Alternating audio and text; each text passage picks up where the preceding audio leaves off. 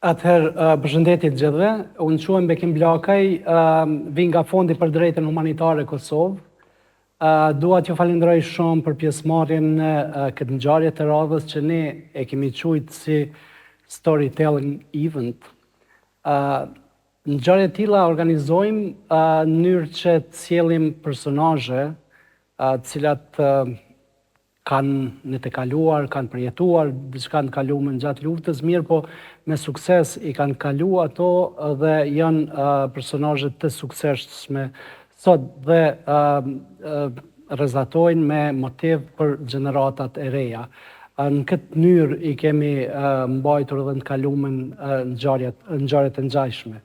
Edhe një herë du më falenderu shumë për pjesëmarrjen. Ngjarja është e tillë që ingjizohet me kamera, normalisht pastaj vendoset në kanalin YouTube të Fondit për Drejtën Humanitare dhe shpërndahet në internet. Për kënaqësinë time të madhe, sot si personazh e kemi zotëri Isak Skënderi, i cili është një aktivist i shoqërisë civile, në fakt është themelues edhe drejtar aktual i organizatës që quhet Zëri i Romëve, Ashkalive dhe Egjiptianëve, organizatë e cila synon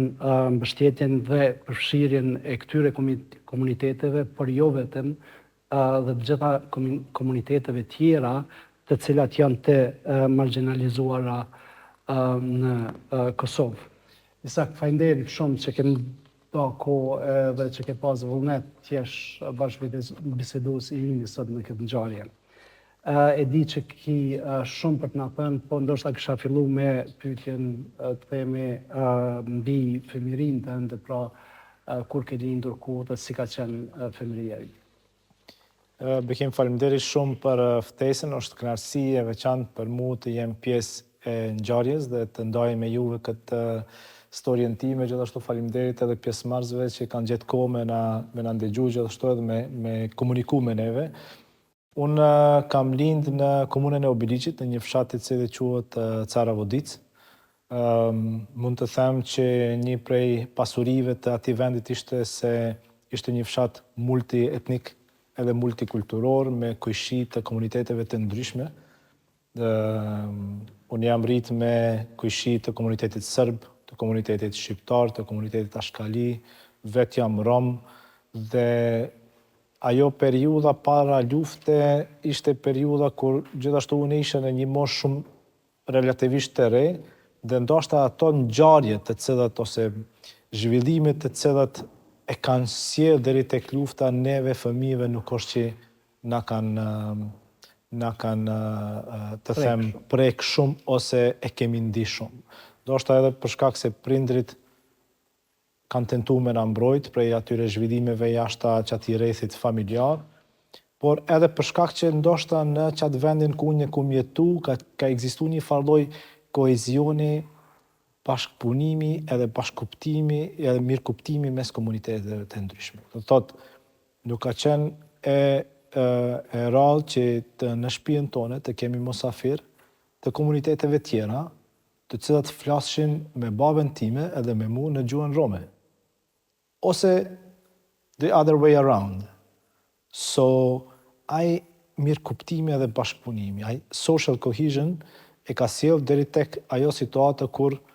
një shqiptar ose një serb vishin të na edhe pishin çaj me babën time edhe folshin në gjuhën rome me to ose me mu.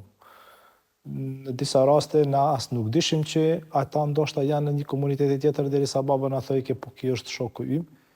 i cili nuk është rom, po fol gjuhën rome. Kështu që përmes këtij aktit ata gjithsesi kanë tregu qatë bashkëjetesë, edhe qatë bashkë mirëkuptim edhe qatë bashkëpunim, normal për të zhvilluar një rreth ku njerëz janë edhe sillen, do thotë janë edhe ndihen mirë. Por mu rrit si një fëmijë të komunitetit rom andej në një shoqëri të një shteti, do thotë në një shtet jugoslav që atëherë ishte, shteti jugoslav me republika të shumta, nuk ka qenë lehtë për mu o për të gjithë rom për shkak se tash po kalojnë atë që ajo elementi tjetër se Romet vazhdimisht kanë qenë të do thotë jo të respektuara të mjaftueshëm nga rrethi tjetër, për shkak se vlera e Romëve ose të tjerët nuk i kanë vlerësuar Romët si të njëjtë ose si të barabartë. Në qenë se përmend që si fëmijë, sigurisht çdo prind e mbron fëmijën e vet nga çdo themi ekspozim i mundshëm negativ. Megjithatë, nga vështrimi i sotshëm, ku ju jeni ekspert i luftës kundër anti-gjipsizmit dhe e dini shumë qartë se cilat janë format e diskriminimit edhe diskriminimi i fshehtë, themi ka raste që nuk është obvious që thojnë. Nga ky pikëvështrim, a mund të kujtosh se a ka pas diskriminim dhe në atë kohë, pra po flasim për periudhën e para luftës, edhe nëse keni jetuar në një fshat ku ka pas bashkëjetesë në mes etnive të ndryshme. A ka pas raste që sot ty të kujtohen që ndoshta ke qenë i diskriminuar nga të tjerët, nga fëmijë të tjerë të fshatit apo të rrethinës? Gjithsesi, do thotë ai diskriminimi ishte shumë i shprehur edhe i thellë, ishte më shumë strukturor edhe institucional. Do thotë edhe komuniteti shqiptar e ka ndi atë diskriminimin në lëkurën e vet gjatë viteve të 90-ta, por tek ne, tek komuniteti rom, ai diskriminimi ishte shumë më i gjatë edhe do thotë mund të themi shekullor, për shkak se shoqëri evropiane në momentin e parë të kontaktit e parë që e kanë pas me komunitetin rom, automatikisht e kanë kriju një, të themi, barierë karshi komunitetit. Edhe i kanë përdor emrat të cilat sot ato ne vazhdimisht pe luftojmë edhe pe konsiderojmë si fyse, si për shembull fjala cigan, ose fjala magjup, ose fjala gjipsi, të cilat në veti e kanë elemente të paragjykimit dhe do thotë krijimit të një barriere, të cilat shpjegojnë ose të cilat përfshin të gjitha ato elemente stereotipet negative karshi komunitetit dhe janë përdor në rastet tona. Dhe për çfarë arsye ai diskriminimi ka qenë shumë më i thellë, do thotë institucional. Mandej lufta e ka bë veten ku ai mirëkuptimi dhe besimi ndër mes komuniteteve gjithashtu shprish u thy, dhe mandej diskriminimi ka kaluar edhe në diskriminim social shoqëror, më i shprehur se sa ndoshta ka qenë edhe në elementin institucional strukturor. Por gjithsesi do thotë se fëmijë kudo që useshim familja ime, baba jem, unë vetë në shkollë, kur isha shoqënia ime, na e ndishim një trajtim të ndryshe. Kudo që shkojsh, a ke shku në shkollë, a shkove në komunë me nxjerr një dokument, a shkove në ambulant për me marrë një shërbim, ai trajtimi ndryshe për shkak se ti vjen me një ngjyrë pak më ndryshe, jetë të fol një gjuhë tjetër, për shkak se na folim gjuhën rome, për shkak që ndoshta ki do elemente tjera që dallojnë prej mainstream, automatikisht ndikojshin tek njerëz me kriju barriera, sepse njerëz gjithashtu krijojshin mendimet e veta rreth paragjykimeve dhe stereotipeve. Tash kur folim për paragjykimet dhe stereotipet, në parim shoqëria e krijon mendimin rreth komunitetit në bazë të atyre të këqijave të cilat ata ndoshta i kanë dëgjuar prej brezit brez, prej njëri tjetrit, edhe tu i infuziu prej raportimeve negative nga mediat, dhe normal që derisa ti nuk keni kontakt me një person edhe nuk e kupton se kush është ai, cilat vlera i ka, krijon mendimet negative dhe këto gjithsesi ndikojnë në jetën edhe në mirëqenien e komunitetit. Ndërsa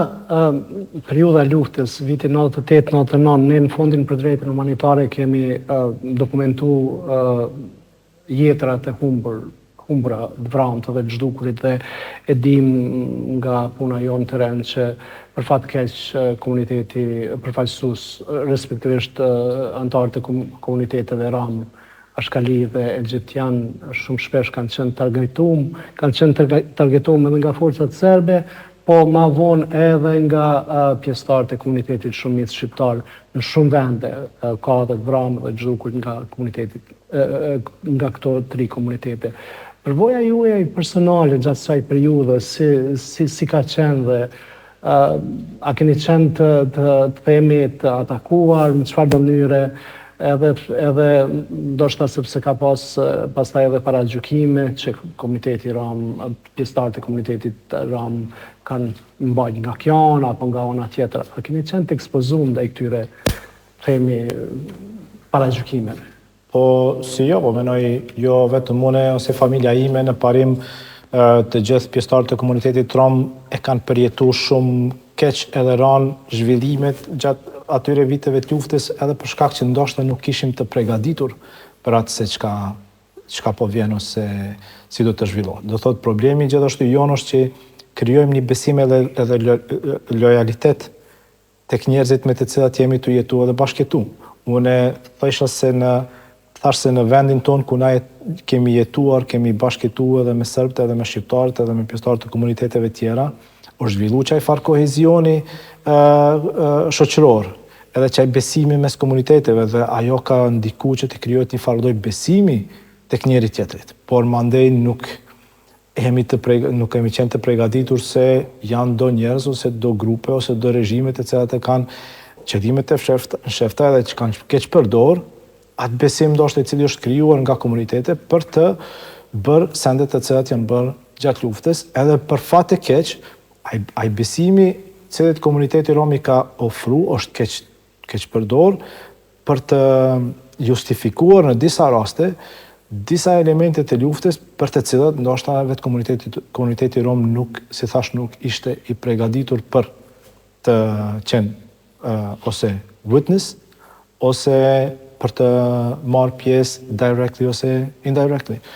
Dhe normal që në një qësi farloj situate, ndjenja është si jemi gjetë një farë mes të luftës, ku në një anë duhesh o me shpreh një farloj lojalitetit njerit në dëm të tjetrit, ose nëse nuk e shpreh lojalitet as njerit, atëherë sigurisht që një farë atakohesh prej të dyve, për shkak se apritet prej te është prit për shembull me tregu ose lojalitet, po edhe nëse ke tregu lojalitet njërit ose tjetrit, gjithsesi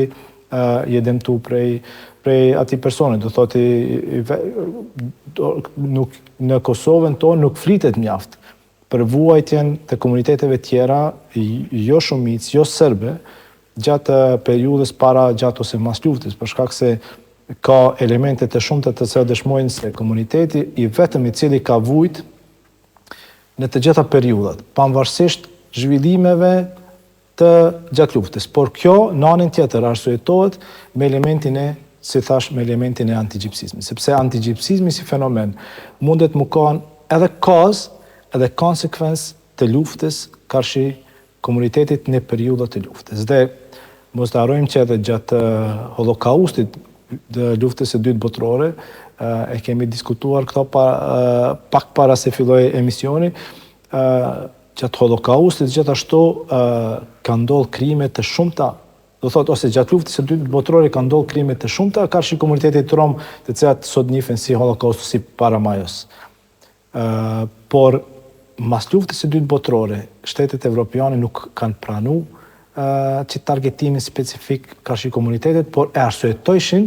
me faktin se ushtarët gjerman që atë kohë e targetojshin romët, jo për shkak që janë romë, po për shkak që ishin supozum që kanë bërë krime. So ishin the suspects of a crime. Kanë qenë paragjykuar dhe stigmatizuar a priori që pjesëtarët e këtij komuniteti caktuar janë paraprirë me kryvepra të tilla. Absolutisht. Edhe në ato the same patterns jemi të evrejt edhe në luftën cila filloi në Ukrainë. Do thotë me fillimin e luftës së Ukrainës, grupet e ndryshme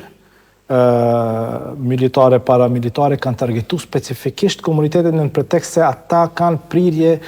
kriminale. Dhe tash na duhemi me i targetu ata edhe një farë mënyre me i përzan prej rrethit tonë për shkak se ata krijojnë dëm shoqërisë tonë përmes krimit që bojnë. Do thotë tu e zhvillu qëndrimet të veta në bazë të paragjykimeve edhe stereotipeve, të cilat mandej çojnë tek këto krime nga urrëtia, dhe cila është një farë mënyrë baze antigjipsizmit. Ashtu që edhe ajo çka ndodhi me romët e Kosovës, se ka themele të thella në qëndrime antigjipsiste që shoqëria e ka pas karshi komunitetit rom në qatë kohë. Dhe mos të harrojmë se lufta në shumë raste është përdorur si arsyetim për me targetu specifikisht romet, para ose gjatë ose mas, për një interes specifik pavarësisht elementit të involvimit ose mos involvimit të tyre në një situatë specifike. Tani mas lufte. Supozohet që Kosova i ka infrastrukturën ligjore kogja të avancume sa i përket mbrojtjes dhe promovimit drejtave të pakicave etnike, njëjtën kohë edhe të komuniteteve romashke në Egjiptos. Nëse është ashtu, si qëndron puna në praktik, në fakt, jo keni një përvojë gjatë, të jashtëzakonshme në këtë fush dhe kësha pas që kënë dëgju për juve, si shifni ju zbatimin e këtyre instrumenteve ligjore në mbrojtjen dhe promovimin me drejtave tash konkretisht komuniteteve romashka dhe Egjiptos në Kosovë. Po në parim në teori, Kosova është themelu tash si një shtet multietnik, ku të gjitha komunitete e kanë pjesë në të themin në zhvillimin të jetës politike dhe sociale, gjithashtu. Dhe janë ndërtuar ligje të shumta të cilat i mundsojnë, do thotë, cilat i vendosin në pa drejtat specifike të ndoshta në vendet të tjera, shumë vendet të tjera romt nuk i kanë, ende luftojnë për një qitë farë njohje, ma shumë njohje të ekzistencës e tyre në një shoqëri, ndërsa na këtu shumë drejtat i kemi të cilat janë mbrojtura me ligj. Por, mos të harrojmë edhe një sen, një problem tjetër është se shumë shpesh të na elementi i multikulturalizmit edhe multietnicitetit është përdorur si token, të cilat si një farë brosh, të cilën ti mundesh me vendos në sakon tone, po gjithashtu edhe me hek nëse nuk të duhet. Edhe ne nuk duhet të konsiderohemi si brosh ose si token, duhet të konsiderohemi si njerëz të barabartë në drejtat edhe mundësit për të realizuar që ato drejtat. Për qatë arsye, ligjet e cilat e kemi në parim janë shumë të mira, të cilat ofrojnë një bazë shumë të mirë për realizimin e drejtave,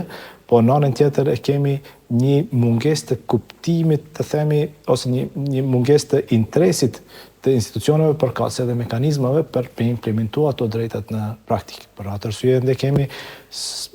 probleme të shumta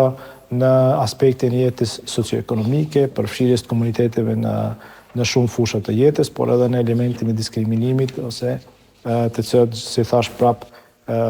lidhen me fenomenin e antigjipsizmit. Shpesh në ka ra më ndëgju, për shembull, edukimi fillor është mandatori, është i obligueshëm në Kosovë me ligjin fuqi, mirë po ka ndodhur raste ku pjesëtarët komuniteteve romashka në Egjiptian nuk e vijojnë mësimin, nuk e përfundojnë shkollën fillore dhe pastaj ka pas edhe prononcime të zyrtarëve të komunës saktume, duke thënë se ja prindrit nuk pjesjellin ata sepse përndryshe ne nuk është problem i shkollojmë si për gjithë tjerë. Nga ona tjetër gjithashtu ka pas raste, nuk e di tash, mirë po para shumë kohë, ne jemi marrë si organizat me një dy raste ku fëmijët e këtyre komuniteteve janë segregu,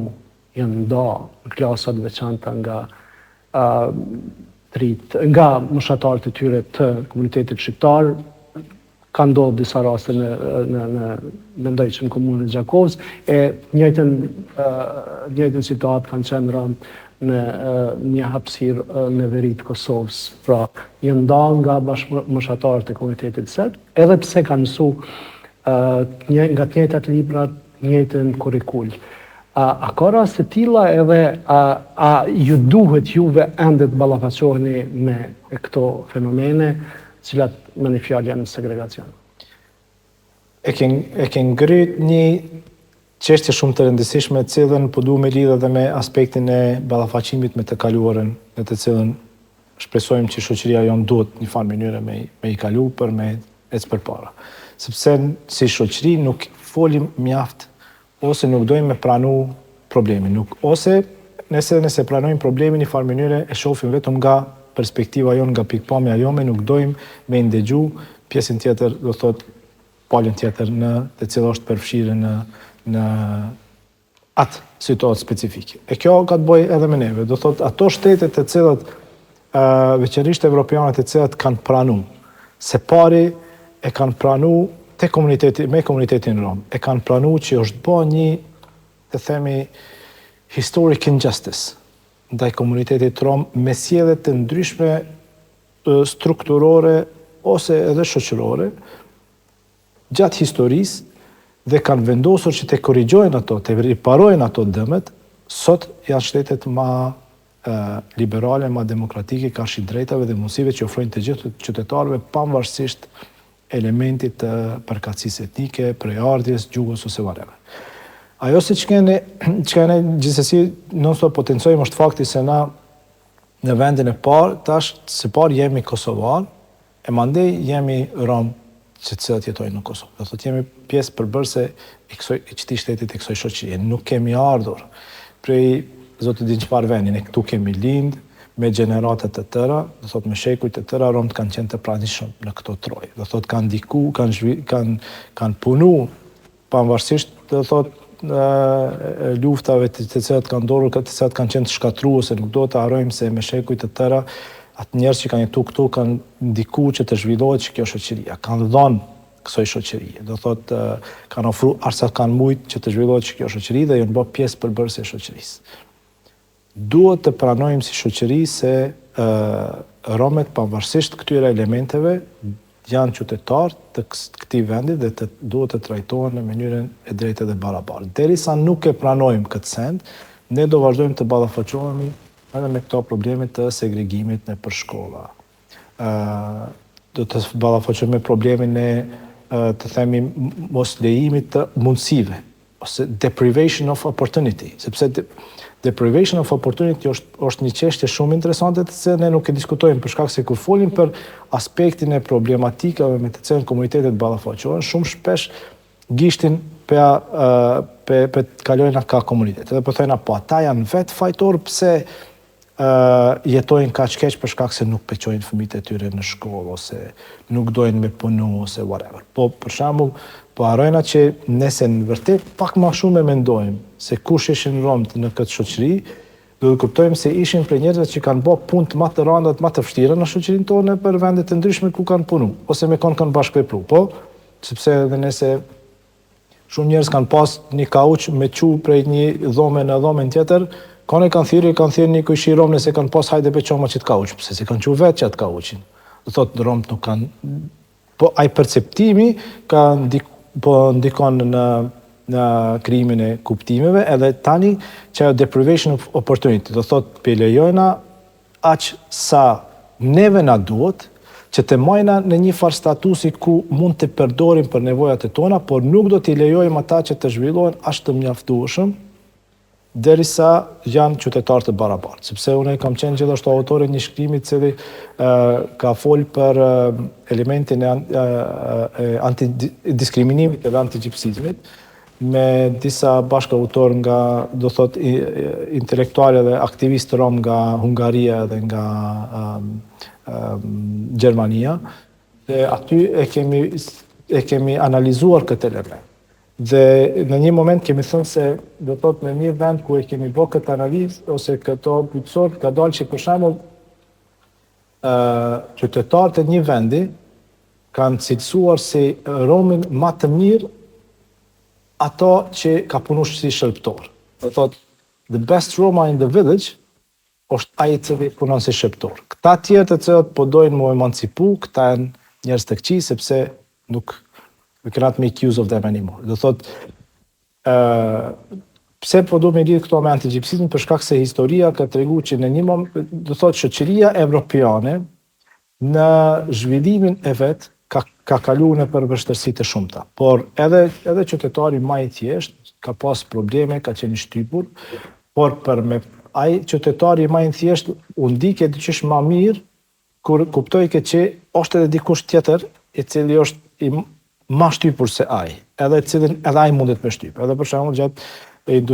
industrializmit në Evropë, e dim se sa keq kanë kalu, do thot, klasa punëtore, po edhe ajo klasa punëtore dyqysh ka pas dikon, do thot, cilin kanë mujtë ata me shtyp, edhe për do thot njëri prej argumenteve pse nuk është leju edhe zhvillimi i komunitetit rom ka qenë edhe ai. Do thot qaj elementi i diskriminimit, antigjipsizmit që një farë mënyrë you feel some satisfaction me jetën tonë, unfortunately. Në një shkrim autorial, më duket e keni bërë për këtë fushatën Black Lives Matters, edhe du me citu, një mend, unë vetë takoj shumë Kosovar, Ballkanas të tjerë dhe madje edhe Evropian, që paraqiten si mendje hapur dhe antiracist. Dhe vërtet janë për të gjitha subjektet e kësaj bote përveç për romet,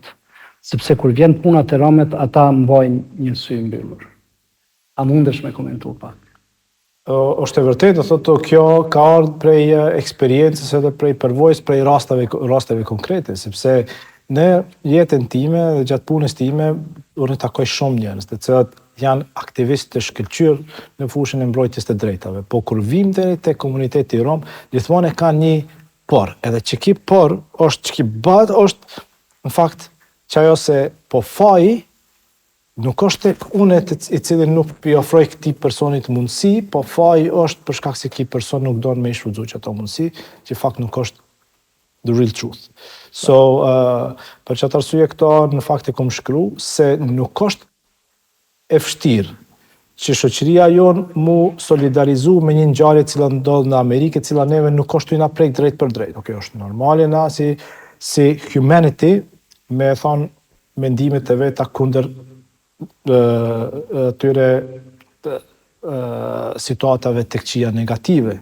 por gjithsesi kemi obligim edhe moral me këqyr mbrenda oborit ton edhe mbrenda shtëpisë ton, a jemi në fakt ne tuj ndiku ose të i bo padrejtësi dikujt tjetrit vetëm për shkak është ndryshe. Edhe kjo është gjithashtu ka qenë njëra prej arsyeve pse e kam shkruar, sepse kam tentuar një farë mënyre me nxit shoqërinë tonë, edhe njerëz tonë që me mendu mas pari për çka munden me ndryshu brenda Kosovës tonë, e mandej me fitu qatë drejtën morale, me komentu diçka që ndodh në Amerikë. Edhe pyetjen e fundit, gjithashtu në një tekst tjetër që keni shkruar, ke thonë që është shumë e vështirë që ju vetë me bë ndryshimin, edhe për mu bë ndryshimi duhet edhe përkrahje më e gjerë, edhe institucionale, po edhe e shoqërisë. A ka ndonjë shpresë që përkrahja institucionale dhe shoqërisë do të jetë më e madhe në mënyrë që përfundimisht mu bë ndryshimi, kur bëhet fjalë për përfundimisht luftimin e antigjipsizmit dhe për promovimin e vlerave të gjitha komunitetet. Gjithsesi antigjipsizmi është një fenomen i cili do thosh është një problem jo i minoritetit, jo i romëve, është një problem i shumicës. Na thojna është the problem of the majority, edhe si problemi i shumicës duhet të adresohet nga shumica. Përfshirja varet prej shumicës, nuk varet prej pakicës. Do thotë pavarësisht sa don ose jo komuniteti mu përfshi, nëse pjesa tjetër shumica nuk e lejon përfshirjen. Derisa se thash shumica deprives them of the opportunity, ajo përfshirja kur s'ka me ndodhur. Por gjithashtu edhe një sen është aty e rëndësishëm që gjatë procesit të përfshirjes nuk duhet të keq kuptohet se përfshirja do thot edhe asimilim të komunitetit. Do thot përfshirja jo do më përshmirisht do të me a priori me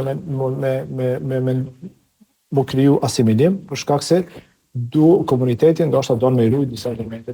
të kulturës edhe disa elemente të traditës të vet, por ato duhet të jenë të mbrojtura brenda aspektit të përfshirjes. Gjithsesi mendoj jo vetëm në shoqërinë, të gjitha shoqëri e para që duhet të pranojmë është se gjendja e vështirë socioekonomike me të cilën komuniteti rom sot ballafaqohet, jo vetëm në Kosovë, por në të gjitha vendet evropiane, është konsekuencë ose kazë e aspektit të diskriminimit dhe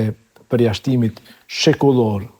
edhe që atësoj historic injustice që është bod kërshi komunitetit me shekujt të tëra në shtetet tona, Dhe me momentin e pranimit, atëherë duhemi me abo vetë pyetjen, okay, çka duhet tash unë me bë për me ndoshta me kriju mundësi ti komunitetit mu përfshi në shoqërinë. So, për atë arsye, ajo përfshirja dhe bashkëtesa, pavarësisht sa do të tojmë na pakicat romet mu përfshi, nëse shumica nuk e merr atë hapin e parë, që atë hapin më të madh, it's never gonna happen. Isak, faleminderit shumë. Tash me lejen tënde kisha hap debatin, respektivisht nëse ka dikush pyetje ose ndonjë koment, jeni të mirëseardhur. Në aspektin gjyqësor, mi qenë se zyrtarisht në njëpet gjura roma në institucion, se përket edukimit. Ju të tyrohni të vjenin mësimet vetëm në gjuhën shqipe, apo këtë rast në gjuhën tjere zyrtare. A keni ndonjë kërkesë për të fitoni këtë drejt në vendet ku jeni më të koncentruar? Po, është e vërtet, se do thotë komuniteti i Rom është i vetmi komunitet për momentin në Kosovë i cili nuk ka drejt të vijojë shkollimin në gjuhën e vet kombëtare. Në shkollat tona ka lëndët të gjuhës rome, të cilat nuk janë obligative, në të cilat shkojnë fëmijët të komunitetit rom ku mësojnë pak për gjuhën edhe kulturën e vet, por me bë mësimin e gjuhën rome nuk ekziston për momentin si opcion në Kosovë. Dhe i kemi ngritur disa herë këtë kërkesë me Ministrinë e Arsimit, nuk kemi hasë deri tek mirëkuptimi i institucioneve në këtë drejtim. Ndoshta nuk e di, ndoshta ende është herët, ende nuk kemi mri deri te çaj niveli i kuptimit të hapave të cilat duhet me ndërmarrë si shoqëri për me hap rrugën një përfshirje një integrimi të plotë, sepse është drejt elementare njerëzore edhe është drejt e cila rrjedh nga do thotë Konventi Evropian për drejtat e pakicave, do thotë arsimimin e gjuhën e vet kombëtare, për fat të keq nuk ndodh. Gjuha rome është e njohur si gjuhë në përdorim zyrtar në 2 komuna për momentin në Kosovë, ku ka një koncentrim më të madh të komuniteteve, është në Graçanis edhe në Prizren, por aplikimi i kësaj drejtës nuk është gjithmonë i të themi sustainable. Varet ndonjëherë prej i qëndrueshëm, varet shumë prej donatorëve, prej vullnetit të mirë, ndoshta të kryetarit të komunës për me ndërmarrë një hap, edhe mandej shkojnë një hap përpara, 3 hapa mrapa, por është e vërtet, edhe shumë mirë keni përmend se sot është 5 nëntori, ditë ndërkombëtare e gjuhës rome. Është gjuhë e cila është njohur nga UNESCO si gjuhë e cila është në rrezik gjithashtu të humbjes para disa vite dhe ka kampanja të ndryshme promovimit të gjuhës dhe është një element i rëndësishëm të vlerës edhe kulturës të komunitetit rom. Në Kosovë gjuha rome fritet tek komuniteti rom me dialektet e ndryshme, varësisht prej vendeve ku jetojmë, nuk përdorim dialektet e njëjta, është një send i mbrëmshëm i joni, një komunitet të cilën ende nuk i kemi mri një farë mënyre me i zgjidh. Kjo gjithashtu edhe për shkak se gjuha jonë është influencuar prej komuniteteve tjera me të cilat kemi qenë të bashkëtuar në vendet të Prizren, gjuha flitet pak më ndryshe për shkak ndoshta influencimit të komunitetit turk në qatë vend, në raport me ndoshta Prishtinën ose vendet tjera, është një prej gjithsesi elementeve të rëndësishme në të cilat po tentojna me punu për me sensibilizu edhe do thot komunitetin shumicë, shoqërinë tonë sa i përket komunitetit rom dhe vlerave të tij. Po, urdhërat lutem. Po kena të pjesa e edukimit, sidomos pjesa e edukimit të vogël dhe edukimit shkollës mase, për konsideru që si për përshtatjen e fëmijësh pa shumë poza kryesore që dëshmojnë ndërcimin e ideve dhe shoqërisë përgjithësi. Po më intereson me ditë sipas komunitimit të ju, çka mendoni që aktivitetet ose hapa që duhen me ndërmarrë si shoqëri që me ndryshuar mentalitetin e gjeneratave të reja. Mendon që është e nevojshme me mbajt aktivitete kurikulare ose me përfshi që i mësojnë në shtetin e Kosovës rreth këtyre ndryshimeve edhe rreth mënyrës që mundemi me kultivu tolerancë dhe bashkëpunim. Që ndryshimet me këto kohë të hershme, edhe së pas të vojnë në shtamarë për një moshë gjatë rritur edhe me pas praktikë shkutime që kur të mrinë që atë mundë masë që në shumë kështëllanë me mësë. Faleminderit për pyetje. Faleminderit për pyetjen. Ne kemi disa situata për momentin në shoqërinë tonë se i përket aspektit kurrikulare. Para është që në librat tona shkollore mundemi shumë shpesh me gjetë gjuhë fyse karshi komuniteteve pakisë. Do thotë, nuk është rrallë që ti në një libër, për shembull të edukatës qytetare, e lexon një maxhup. Tash, duhem me kuptu se sa ran është fjala maxhup edhe nga vjen fjala maxhup. Baza e fjalës maxhup vjen nga turqishtja e vjetër, prej bazës gjup, e cila është një leckë e pa pastër, ato leckat me cilat ti pastron ton ditën që është zhyllë dhe dhomë, e tash përdorimi i fjalës maxhup në qëtë kontekst thotë që ki komunitet është edhe maj pa pastër se ma gjup se sa ajo lecka me cilën ti ton ditën pe pastron në shtëpinë ose çka do. E tash, ne të i tentu një farmënyrë të i tregu se sa fyse këto fjalët janë edhe mos përdorimi i tyre, kemi ndiku edhe tek Ministria e Arsimit për me revidu librat shkollore, për me hjek gjuhën fyse, veçanërisht këto termat e cilat na konsiderojmë si diskriminuese, por në anën tjetër nuk kemi fare materialet e cilat tregojnë për komunitetin, për vlerat e komunitetit, kush janë edhe nga vinë edhe çka sjellin ose çka kanë sjell për këtë shoqëri. Dhe mandej krijojmë gjenerata të tëra të rive të cilat të rriten pa kuptu se këshillu i parë mund të jetë një rom i cili nuk është si une. Dhe krijojmë hapësirë mandej që shoqëria me mësu për komunitetet nga, si thash, thashe thënjët para gjukimit që vinë prej prezit brez edhe prej raporteve negative që lexon tine për media, që të cilat formojnë mendimet rreth komunitetit, krijojnë mure dhe momentin që ballafaqohesh me dikën nga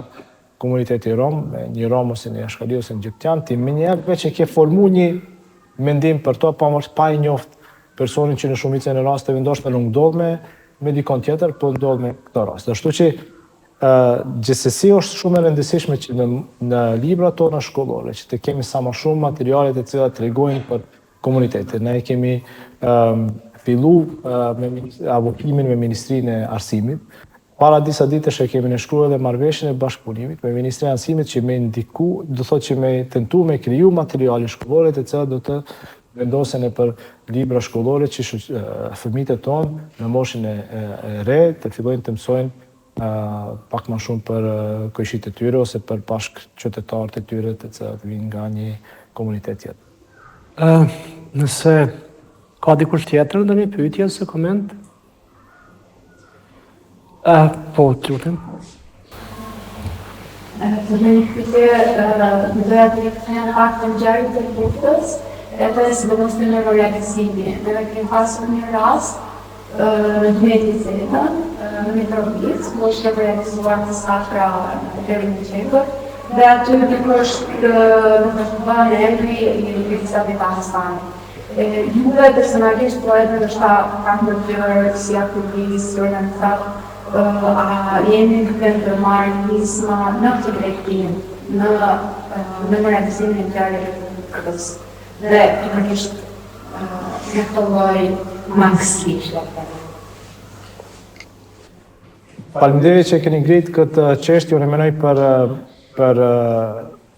pushtetarët e Kosovës, për përfaqësues të institucioneve të Kosovës, ajo ka qenë një marrë shumë e madhe. Për shkak se nuk ka ndodhur rastisisht, nuk ka qenë gabim teknik ose logjik, është bë me vëmendje të plot largimi i emrit të Hasan Muhajdis nga ai memorial. Për fat të mirë, shoqëria ka reaguar. Edhe zërat më të themi të zërshëm kanë qenë jo të romëve, po të jo romëve, të aktivistëve të drejtave të njeriut dhe të cilat kanë thënë se nuk duhet të lejojmë që shoqëria jonë të krijojë që si parlaj pabarazi në aspektin e vuajtjes cila ndodhi gjatë luftës. Dhe mas qatësoj ngjarjes, është bërë qaj korrigjimi, normal në pretekstin e gabimit logjistik, i cili unë personisht nuk besoj që ishte, për shkak se ajo nuk është një send i cili qaq lehtë mundet mu harru. Por ajo se çka ne dojmë të bëjmë është që gjithsesi dojmë që të ngrijmë,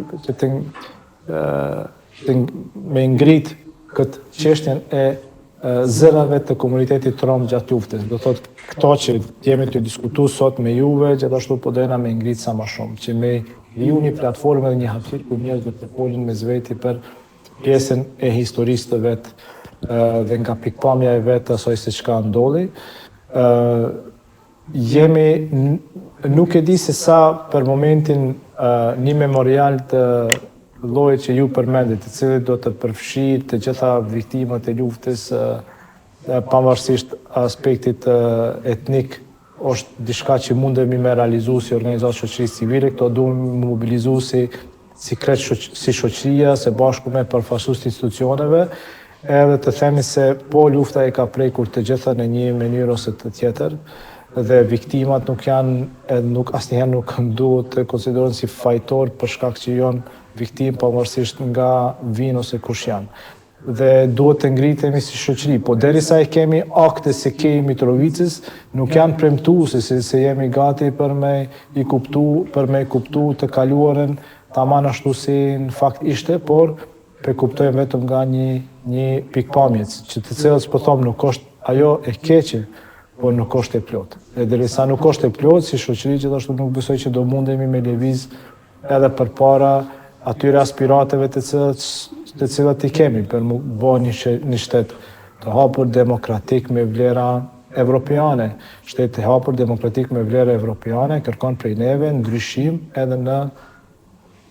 mindset. Edhe sa jemi gati si shoqëri me ndru qatë mindset, është një pikpyetje. Nëse s'ka askush tjetër më pyetje ose komente, në rand pa du mi falenderu shumë që keni gjetë kohë më arë në këtë debat. Du mi falenderu edhe Ministrinë Federale të Punëve të Jashtme të Zvicrës përmes ambasadës së Zvicrës në Kosovë për krahjen e këtij aktiviteti. Sakt falenderit shumë për kohën edhe për bashkëbisedimin, po besoj shumë që rrëfimi të ka më qenë motivues për gjenerata të reja. Faleminderit shumë për mundësi. Faleminderit shumë për pyetje.